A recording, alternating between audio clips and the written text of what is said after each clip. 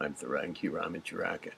As I've stated elsewhere here in my channel, you don't have to fall for it. It being bullshit.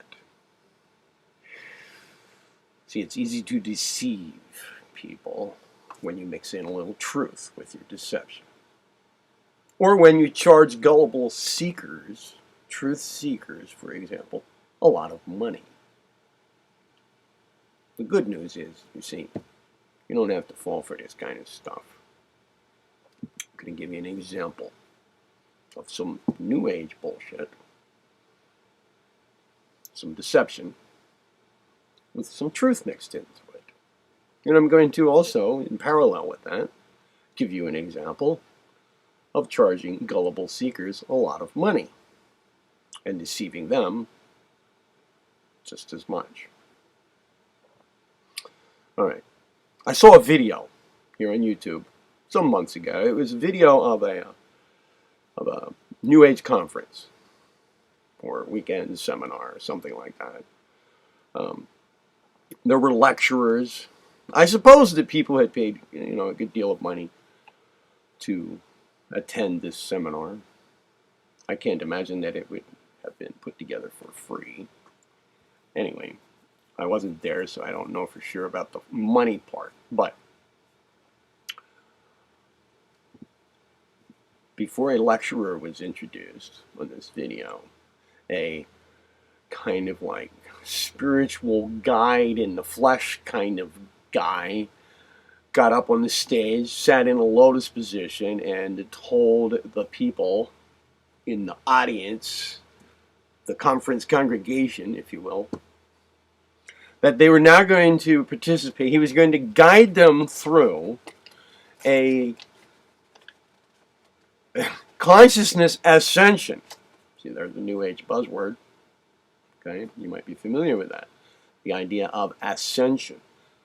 Consciousness ascension. And I think it had to do with, consciousness ascension to the fifth dimension. Right? They were going to be he was going to guide them through a consciousness ascension, or let's just go ahead and say it here, fifth dimension consciousness ascension, breathing exercise. It would just take a couple of minutes. This was to get them ready for the lecturer who was about to be introduced. This would just take a couple of minutes, and during this exercise, they would ascend. By the time it was over, they will have ascended. Their ascension would be done. Just 1, 2, 3, boom, that's it. It's done. Ascension will have happened. So they all looked very anticipant, very earnest and anticipant, and very eager for it to be this, easy and effective and quick. They were ready. And so he told them what they were going to do, and then they did it. And here's what he told them to do, and what they then did. After having done this, they then were told by the same guy that they had now, everybody in the room had now ascended. Here's what it was. They were told to use their thumbs and forefingers, index fingers, right? And here's what they would do. They would use their thumb to close one nostril while exhaling through the other nostril. Slowly, with attention on what they're doing, exhale and then inhale. At the top of the inhale, switch nostrils. Exhale, inhale, switch nostrils, exhale, inhale, back and forth. And they did this, I don't know, maybe 10 times. And that was it. When it was over, they had ascended. And you know what? You could see it on their faces. They all looked very blissed out. And they were told that they had now ascended. All right. I am now going to tell you what really happened. But first, I'm going to make an analogy. I'm going to tell you another true story. when I lived in Berkeley, California, and I was attending the big university there, I had a friend. We lived in the same place, but he did not attend the same academic institution. He attended an academic institution in the city of Berkeley called the Wright Institute. They just specialize in psychology. It's a graduate school for psychologists, and they give out doctorates, PhDs in psychology. My friend Jack was going there, but he wasn't going there to be a clinical psychologist. He was going there. He was getting his PhD in psychological statistics. He was going there to be a statistician in the psychology industry. And he thought that a lot of the stuff that was being taught in the clinical courses there was pretty hilarious. In other words, bullshit. He told me many of these things that he just cracked up about, and I remember one of them. This is it, right here, following. There's a famous neo-Freudian psychologist named Melanie Klein. One of her pet theories concerning child development has it that, I believe it's 6 or 7 year old boys, 6 or 7 years old, one of those, all boys of this age, whatever that age is, they go through a phase during which they believe that their mother's breasts are stuffed with mutilated penises.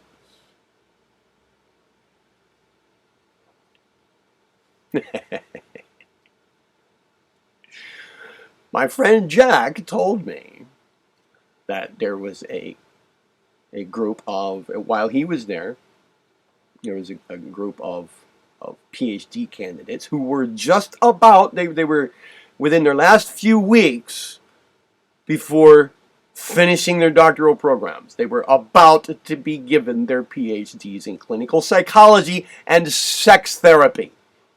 These were people, I believe, who were going to be specializing in sex therapy as practitioners in the clinical industry. In other words, they would be therapizing, if not specifically sex therapizing people as a career, starting potentially within the next few weeks. And they were being given a special treat. Melanie Klein was visiting the Wright Institute, and she was going to give a lecture. And Jack said that the day she was there giving her lecture to these students, he was in the building. And the door was open in the lecture room to the door that through which you pass into the lecture room. So he was standing outside the door listening. And he noticed that all of these doctoral candidates, who had by now been thoroughly immersed in the paradigm, the ideological paradigm into which they were being initiated, and in which they would be practicing their careers, they were very earnestly listening to Melanie Klein. And when she got to the point where she stated her theory in her own words, the expert, the authority on the matter, the person who wrote the book on this, was now going to speak it in her own words. 7-year-old boys believe that their mother's breasts are stuffed with mutilated penises. Every student in there was giving her their full attention. Nobody was laughing. Nobody was looking oddly at one another about it. In fact, anybody who wasn't writing before she stated this was now busily writing it down word for word, what she was saying, in order to get this straight from the horse's mouth or from the horse's ass, whichever you want to call it. In other words, they were swallowing this bullshit hook, line, and sinker. And he just thought that was hilarious. Well, you know, these people better had believed what she was saying because they just spent a lot of money on this education, and their careers were at stake. I mean, if they rejected this bullshit, they would then have to call into question everything else they had been learning and what they were about to be doing with and to and charging people for throughout their lives. Now, Melanie Klein's theory is really based in nothing factual. So there's a difference between her bullshit being sold to people and the bullshit at this New Age convention or conference. And I'll point out the difference. Because the difference is what took place with this breathing thing, this ascension breathing thing, is that at least that bullshit that was being sold or passed off to the attendees was based in some bit of truth, some bit of factual information. And here's what really happened. I'll make this clear. I'll tell you what they really did. They didn't do anything new. They didn't do anything that has anything to do with consciousness ascension. That was the deception. That was the bullshit part. But they did do something that does have an effect. And I'll tell you what it was. What they did was a several thousand-year-old pranayama, that is, prana or vital energy control via breath control technique called the alternate nostril breathing technique. It's just an ancient breathing technique practiced by yogis and other people for a very long time.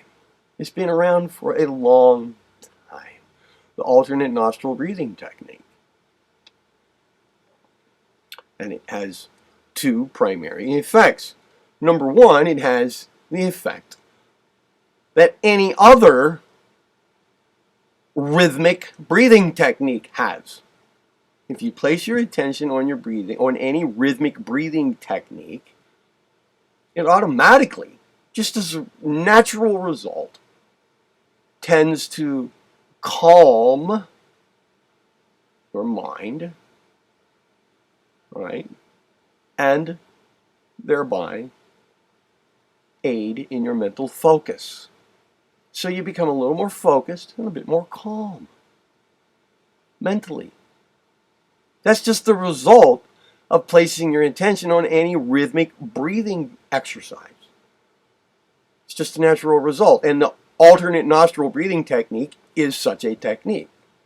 More specifically, what it does, the alternate nostril breathing technique, so this is its second natural result, is that it balances or polarizes. It brings to a point of greater balance the two poles of your energy, of the energy flow in your body, the positive and negative poles of energy flow. If you're way off toward one pole or the other, it'll bring that, it will polarize or balance out the energy in your body, the positive and negative poles of your energy. That's what it does, specifically. So, if you have more balanced energy flow in your body, you're more calm and more focused. That's the result. Those are the primary results of the alternate nostril breathing technique, which is what they did. It says nothing to do with consciousness ascension or fifth dimension consciousness ascension. But that's what it was being passed off as. So just imagine. I mean, they believed that they were going to ascend, that they were going to ascend into some kind of fifth dimension awareness. That's what they were told was going to happen. They were told how they were going to do it. Then they all did it in kind of a mass mind, environment, okay, with a guru-like guy sitting in front of them, guiding them through it, okay, somebody who perhaps tacitly was believed to have some kind of special ability as a practitioner to guide people through this ascension technique, right? And then once they had done it, they were told that the ascension had now happened.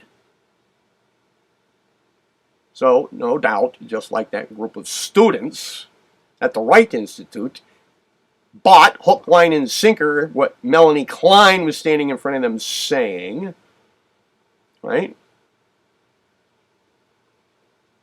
Similarly, probably the majority of the people at this conference believed that they had somehow ascended into fifth dimension consciousness awareness type of thing.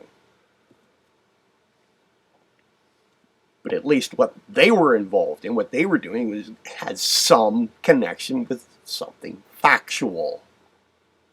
The alternate nostril breathing technique and its natural results. Unlike the Melanie Klein thing, mother's breasts stuffed with mutilated penises. Well, nothing factual about that at all, nor is there anything factual about the idea that 7-year-old boys believe such a thing. So imagine these conference people, anytime in the future, they feel calm, focused, kind of balanced, similarly to how they felt after doing that alternate nostril breathing technique at that conference. They will now believe that they are experiencing fifth dimension ascension consciousness. Bullshit.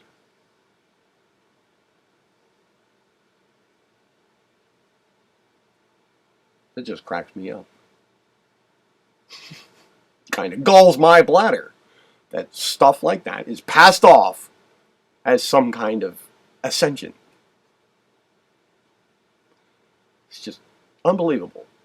Unbelievable. I thought it was ridiculous. This thing about Melanie Klein, back when my friend Jack was telling me about it.